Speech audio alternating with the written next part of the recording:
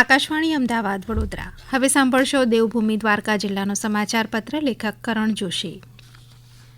દ્વારકા જિલ્લાના ભાણવડમાં બીઆરસી ભવન ખાતે તાલુકા કક્ષાનું ગણિત, વિજ્ઞાન અને પર્યાવરણ પ્રદર્શન યોજાયું હતું.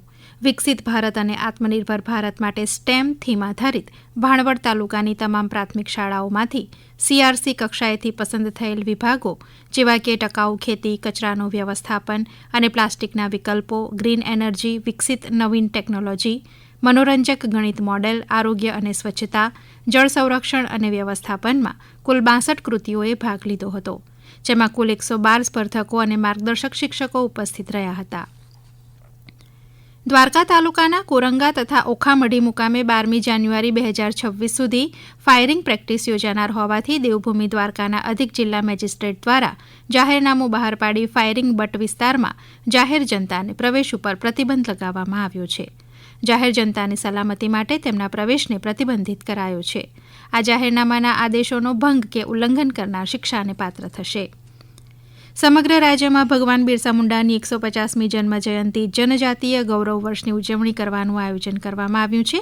જેના અનુસંધાને દેવભૂમિ દ્વારકા જિલ્લાના ભાણવડ તાલુકાના મોખાણા ગામે રબારી સમાજવાડી ખાતે ભગવાન બિરસા મુંડા જનજાતીય ગૌરવ વર્ષની ઉજવણી નિમિત્તે જિલ્લા કક્ષાનો કાર્યક્રમ યોજાયો હતો. આ પ્રસંગે ધારાસભ્ય મોળુભાઈ બેરાએ જણાવ્યું હતું કે આઝાદી પૂર્વે અંગ્રેજોના દમન સામે ભગવાન બિરસા મુંડાએ લડત આપી હતી અને રાષ્ટ્ર પ્રથમના મંત્રને ચરિતાર્થ કર્યો હતો. આદિવાસી સમાજના રક્ષણાર્થે અંગ્રેજો તથા જમીનદારો સામે જંગ છેડ્યો હતો. દેવભૂમિ દ્વારકા જિલ્લામાં ખંભાળિયા ખાતે જિલ્લા જનરલ હોસ્પિટલમાં ભારત સરકારના નશામુક્ત ભારત અભિયાન અંતર્ગત આરોગ્ય કર્મીઓ અને સ્ટાફ નશામુક્તિ માટે સમૂહ શપથ ગ્રહણ કરીને નશામુક્ત રહેવા અને નશામુક્તિનું કાર્ય કરવા માટે પ્રતિબદ્ધ થયા હતા.